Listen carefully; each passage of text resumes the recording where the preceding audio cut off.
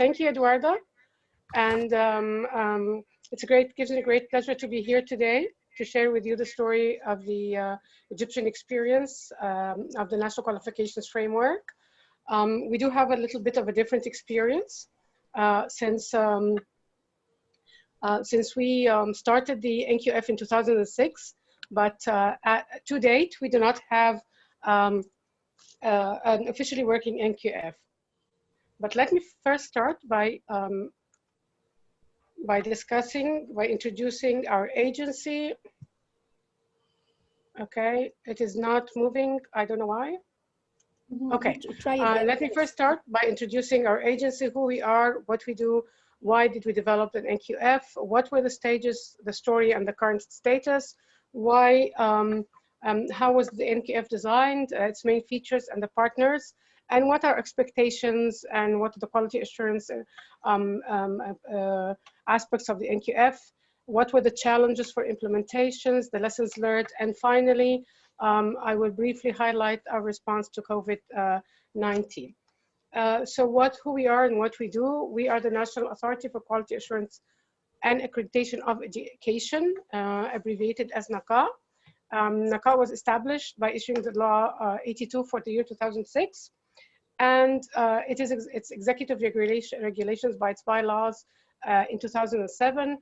We started working officially in January of 2008 as an independent entity reporting directly to the Prime Minister and held accountable by the Egyptian Parliament since we respond to them and we are held by and we publicly disclose all our findings and reports. Our mission is to develop the quality of education and ensure its continuous improvement to accredit educational institutions based on national impartial standards that conform with international standards. And our vision is to become a leading quality assurance and accreditation body that is recognized both nationally and internationally and regionally as an essential partner in the path for real reform education in Egypt. What do? We set and maintain standards for quality assurance and accreditation. We evaluate educational institutions by both by accreditation visits or through capacity building and training and technical support. One of our main objectives is dissemination of culture of quality. Our role also is to build trust in Egyptian graduates and the outcomes of the educational system by ensuring quality education to all learners. And recently we have the decree to develop and implement the NQF. So what is the NQF and why did we develop it? Of course, as we all know, national qualifications frameworks are systems for structuring existing and new qualifications according to learning outcomes, knowledge, skills, and competencies through any country. They allow to develop, assess, improve quality education in several contexts as a tool to compare two qualifications through learning outcomes inter and intra-region. And they classified according to sequential hierarchical levels. And finally, as a means of lifelong learning. And this might have been the basis for why we developed our qualifications framework. But more reasons have been the challenges that face the Egyptian education in the recent decades, both the general education and the vocational systems, due to the large numbers and as Eduardo was indicating earlier, we have a population of over 102,000 people, sorry, million, I wish there were 1,000. And we have many numbers of students in classes and in schools. Recently, we have had many international international education systems introduced to the landscape, which creates a diversified educational system with lack of a decent comparability between the different the different qualifications offered. We have a stigmatized vocational, technical education, vocational systems with dead-end paths. We need, and hence we need a basis for quality assurance, the expectation of comparison. We need to build trust in educational outcomes, and all these have added to the mismatch between graduate attributes and market demands. And so further to further elaborate, we believe that the NQF should or could bridge gaps between educational systems and market demands. Also, it can deal with the technical intermediate with the high or soaring levels of unemployability rates, particularly in the technical graduates and university graduates.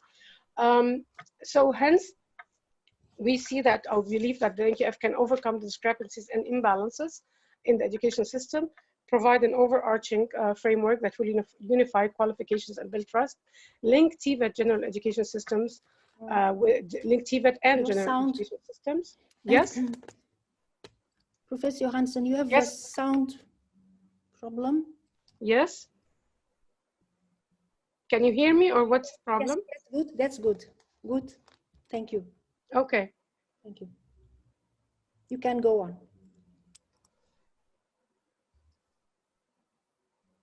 Okay. Okay. All right.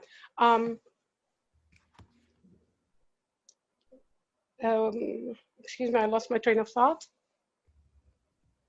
Okay, link the TVET and general education systems, promote level progression, and permit. There is an echo, right? Mm-hmm.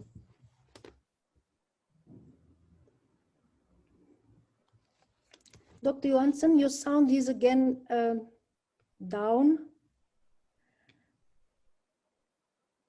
Yes. Okay, now it's good. Dr. Youhansen, we would like to ask, could you speak a little bit more slowly because of the interpretation? Okay, I'll try. Thank you. Okay. Is the sound better now? It is good. Okay. Shall I carry on? All right. Yes. Okay. Link the TVET and general education systems, promote level progression and permit horizontal mobility, improve access to and mobility within the labor market, to improve the competitiveness of graduates and bridge the gap to the labor market, and promote lifelong learning and the recognition of formal, informal, and non-formal education by the RPL. So what is the story and what the stages of development and what is the current situation?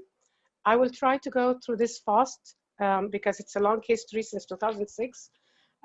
Egypt was engaged with the ETF in a three-year cooperation for developing and implementing the NQF, and this was led by the Ministry of Manpower at the time. In 2007, NAQAAE was established, and in 2008, NAQAAE started becoming a partner in the establishment of the NQF, and so the project was submitted to the Prime Minister. In 2009, NAQAAE presented a draft of the NQF to the Prime Minister, who approved NAQAAE as the agency responsible for the development of the NQF, particularly that we stand at arm's length from all different institutions, since, as I indicated earlier, we are an independent institution. Then in 2010, several workshops were held and another draft was developed with 6 sectoral frameworks. Yet in 2011, the Egyptian revolution, political instability and social transformation kind of halted all forms of life and education in Egypt, and hence the project was halted. Is there a problem, Eduardo? No, it's perfect, Dr. Youhansen. Okay, thank you. Then in 2014, with the new political regime, a new NAQAAE administration was appointed. We held 2 workshops. The new administration was not aware of what was going on with the old NQF. And so we started, we held 2 workshops, both in October and December, with different stakeholders to revisit the NQF. In February of 2015, we conducted an international conference for the NQF to unify efforts, include all stakeholders, and to consult on the structure and design of the proposed framework. After that conference, an advisory committee or task force was formed to implement the recommendations of this conference. And then we started a series of dissemination of the NQF. In 2016, we submitted the project once again to the new Prime Minister with the new government, and he approved it and agreed on that we should proceed with the legislation and the implementation of the project. A series of workshops in 2016 and 17 were held. A final draft in 2016 was finished or compiled, and it was translated into Arabic because we started in English. Then we held an online consultation for the NQF. In March 2017, we started again with the amendments and the legislation and coordination. Then a series of workshops were held again, and then finally on January 2018, a final draft for the legislation was submitted to the Parliament. I should say that within these workshops and consultations, we were advised that not to have a separate act or decree for the NQF, but rather to have it as part of the law of NAQAAE, which will make it stronger. And this was agreed by the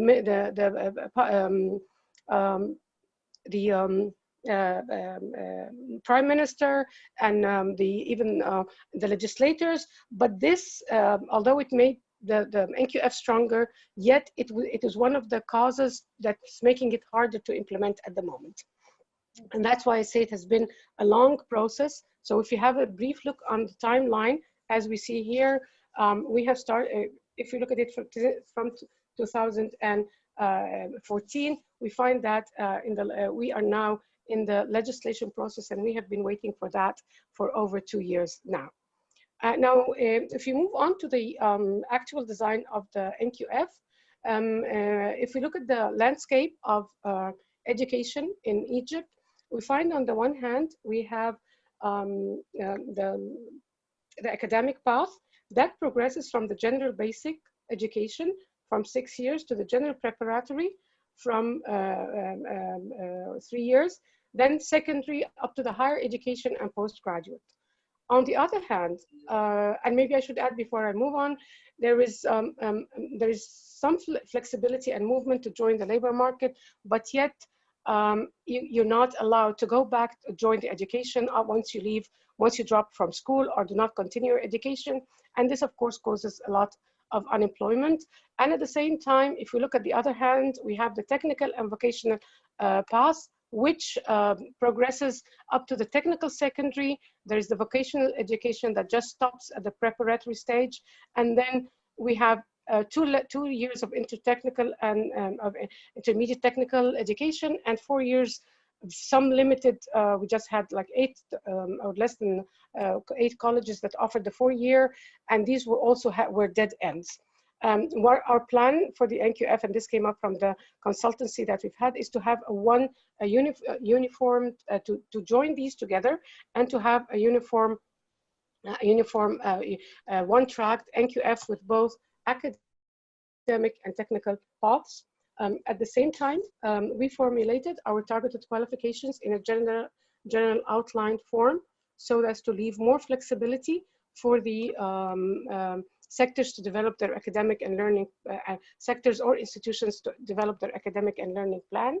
The design strategy was based on defining sets of evolving skills and competencies that start with early qualification levels and progress throughout the different levels. Once a skill reached its ultimate value, it remains there, it remains constant, and we do not have anything more on that. And each of these evolving levels are set at a particular level and do not have to start at level 1. So we have an 8-level qualifications framework, starting from the general education up to the 8th level, the doctoral degree in the level 8. They're defined in knowledge, skills, and competencies. The outcomes in knowledge, skills, and competencies.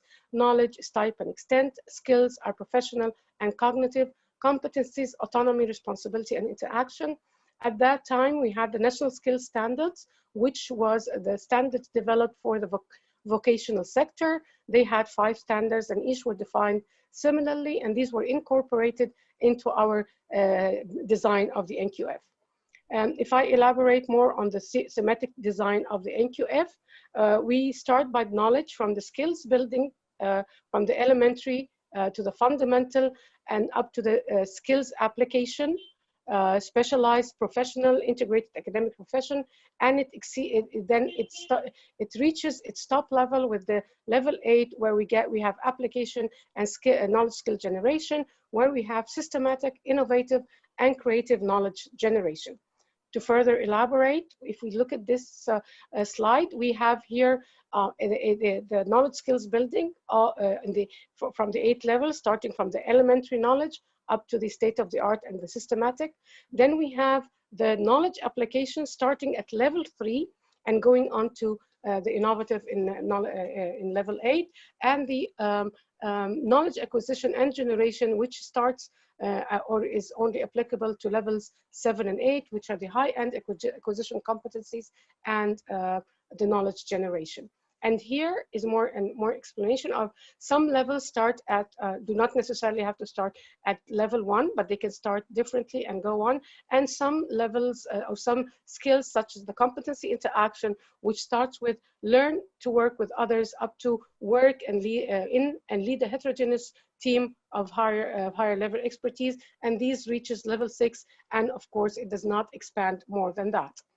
Our stakeholders, all this was developed with the help of our stakeholders and partnerships. So we will, we had the help, of course, we had stakeholders from the ministries, Ministry of Higher Education, Ministry of Education and Technical Education, industry, tourism, manpower, social solidarity, universities and university professors, chambers, sector skills councils and trade unions. And of course, help and expertise were given from, like I stated earlier, the ETF, the TVET2 project and the Twinning project. So what is the relation between NQF and quality assurance? We have, all our programs are developed based on our national academic reference standards, which are similar to the subject benchmarks. These standards describe graduate attributes that are derived from the NQF level descriptors at the respective levels. So in level 5, which is the graduate of the tertiary graduates, they have the graduate attributes, national academic reference standards. These are developed by NAQAAE and the subject experts, and they endorsed by the board of NAQAAE. Then we have the program, then the educational institutions will develop the programs, the course learning outcomes, and the teaching and assessment strategies. These are developed by the educational institutions, endorsed by the Supreme Council of Universities. And all these to guarantee quality, the alignment and the development will be checked by the NAQAAE teams during the accreditation visits. We also started developing, we don't have a register yet, but we started working on some of the, the quality assurance for how to register any qualification on our register once we have the law and once it is, our register is developed. Our expectations from the NQF, like I indicated earlier, we have a fragmented landscape with dead ends for the technical development, gaps in the educational and the academic path. So we propose the technical bachelor's for 4 years, a higher education technical diploma for 1 to 2 years, and a higher education master's. There was a lot of debate about the doctoral degree, and so far we have not resolved this debate. So right now we do not have, we're not sure where this is going, how this debate is going to end. So we believe that with the new, with the one-track NQF, we will fill in the gaps. We will open the track to for the technical path. We will actually have open the path for horizontal movement between the technical and the higher education, or the general secondary and the technical diplomas. And at the same time, we will guarantee through the RPL training and assessment, we will guarantee the movement to and from the labor market. Thus, we believe that we will have portable qualifications, fostering lifelong learning in RPL, and we will develop TVET and improve competitiveness, opportunity for progression, improve access to mobility to and within the labor market, and overcome social gaps, thus assuring quality, bridging gaps, building trust, recognition, and mobility. We have many challenges, but we have challenges for implementation and for development, both because we already developed the framework. Many ministries are involved and were involved with overlapping duties. So far, we have the legislation, which is really a big challenge for us. Designing tools and strategies and tools for the qualifications framework, such as the RPL and the unit and credit systems, engaging stakeholders and buy-ins, the national dissemination. We have not been very successful so far, really disseminating it nationally.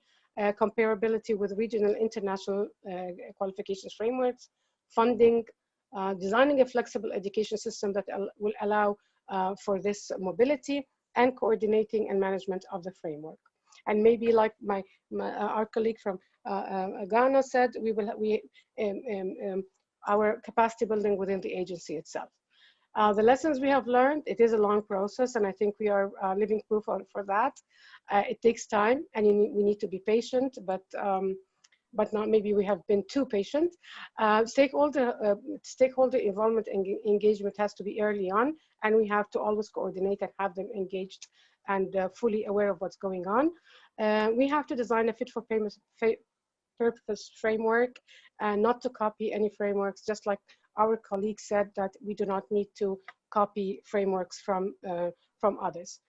To conclude this part of the presentation, I'll try to go faster. Bridging gaps, enhancing individuals' employability, and facilitating workers' participation in formal, informal education, and non-formal education and training.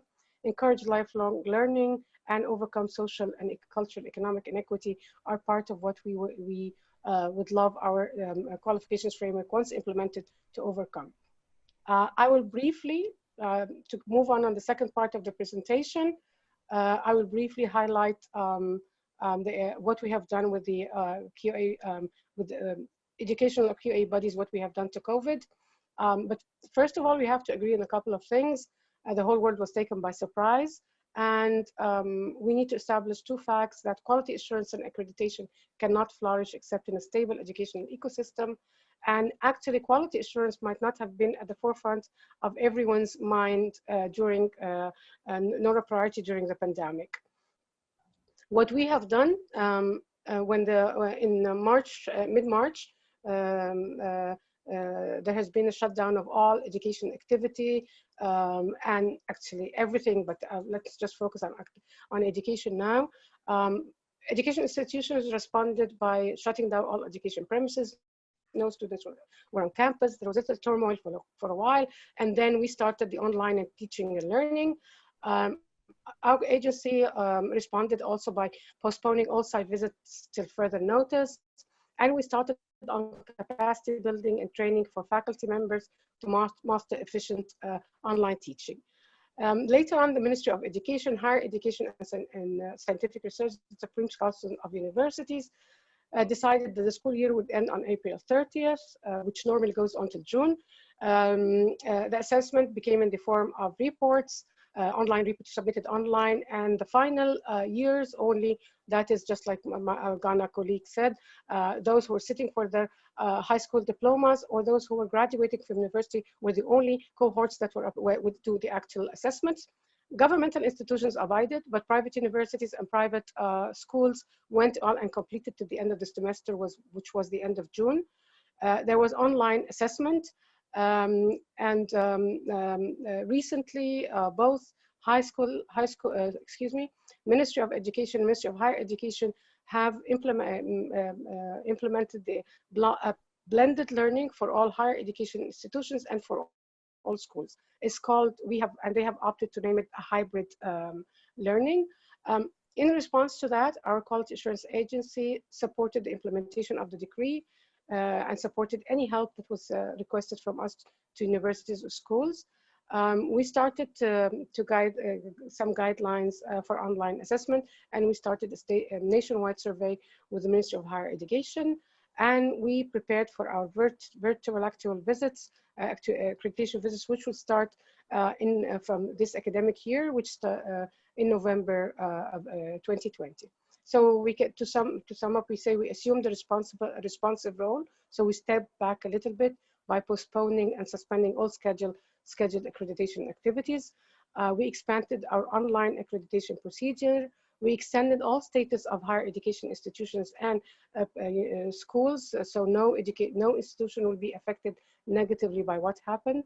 We prepared for the virtual actual visits. We're offering right now online training for effective teaching and learning, and we're preparing guidelines and regulations for online teaching and learning and assessment.